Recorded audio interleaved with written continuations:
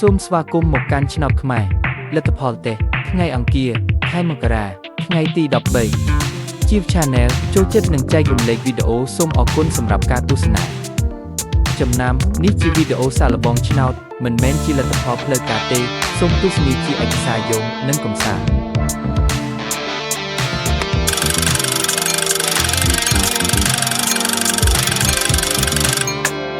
រង្វាន់ទី1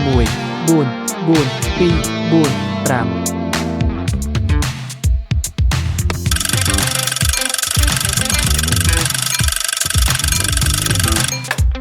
រង្វាន់ទី2 7 4 0 8 1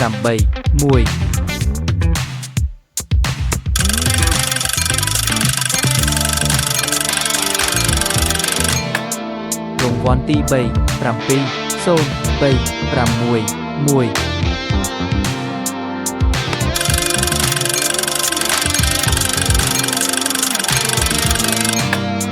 រង្វាន់ទី4